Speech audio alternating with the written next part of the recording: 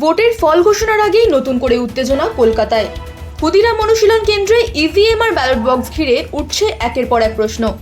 তৃণমূলের দুই হেভিওয়েট মুখ ডক্টর শশী পাজা এবং কুণাল ঘোষ সরাসরি অভিযোগ তুললেন স্ট্রং রুমে চলছে সন্দেহজনক নড়াচড়া। বিকেল পর্যন্ত যেখানে দলীয় কর্মীরা পাহারায় ছিলেন, হঠাৎই কেন সরিয়ে দেওয়া হলো তাদের? তারপরেই কেন তড়িঘড়ি স্ট্রং রুম খোলার সিদ্ধান্ত? লাইভ স্ট্রিমিং আর সিসিটিভি ফুটেজে দেখা যাচ্ছে ভেতরে লোকজনের আনাগোনা, হাতে হাতে ঘুরছে ব্যালট পেপার। তাহলে কি সত্যিই কিছু লুকোনো হচ্ছে? অন্যদিকে নির্বাচন কমিশন বলছে সবই নিয়ম মেনেই চলছে, কোনো অস্বাভাবিকতা নেই। যদি সব ঠিক থাকে তবে এত গোপনীয়তা কেন? ফল ঘোষণার আগেই টানটান পরিস্থিতি। শেষ পর্যন্ত কি সামনে আসবে সত্যি, নাকি আরো ঘনাবে রহস্য? আসেনি আপনি এখন তাদের খবর দিচ্ছেন বিজেপিকে। আমরা ক্যান্ডিডেট যারা এসেছি তারা আমরা দেখতে পাবো না। अब आप सब पार्टीज को बुलाएंगे, हम लोग वेट करते আপনার रहेंगे। ইমেলে কিন্তু কোনো বলা নেই সবাই একসাথে এলে আমরা দেখতে দেবো। আপনারা বলেছেন 4টে থেকে প্রসেস, যদি ধরে নি আপনি যেটা দেখালেন আমাদের এখানে। হ্যাঁ, ওটা আপনারা যেটা করছেন, যখন আমাদের লোক থাকছে কিছু বলছেন না, শেষ মুহূর্তে একটা মেল পাঠিয়ে দিয়ে রেকর্ড রাখছেন যে আমরা একটা মেল পাঠিয়েছি। আপনারা কেউ নেই, তাহলে আমরা দুজন এখানে যখন বসে আছি, আমাদের এই যুক্তিটা কেন দেয়া হচ্ছে যে অন্যরা আসুন তখন আমরা সবাইকে নিয়ে যাব? কেন তাহলে যুক্তিটা খেললো না? বসে আছেন, আমাদের ঢুকতে দিচ্ছে না, এখন নেমন্তন্ন করে পাঠাচ্ছে বিজেপি ক্যান্ডিডেট।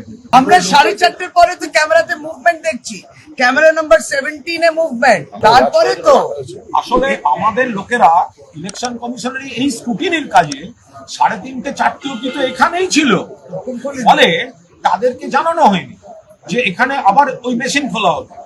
এবার শেষ মুহূর্তে একটা করে মেল পাঠিয়ে দেওয়া হয়েছে, রুটিন ওরা সর্বকত মেল পাঠায় নানা রকম।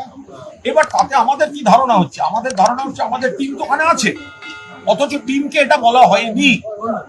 এবার যখন টিমের সঙ্গে আমাদের যোগাযোগ হচ্ছে, আমাদের সঙ্গে টিমের যোগাযোগ হচ্ছে, তখন ধরা পড়ছে এটা আনগার্ডে।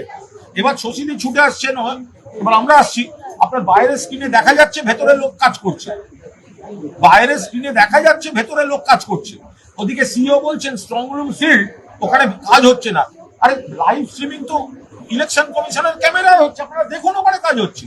এবার ধরুন বলছে যে ওই পোস্টাল ব্যালটে কাজ হচ্ছে।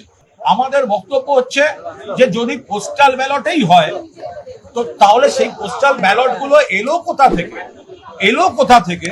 তো তার তো কোনো সোর্সে ভিডিও ক্যামেরায় নেই।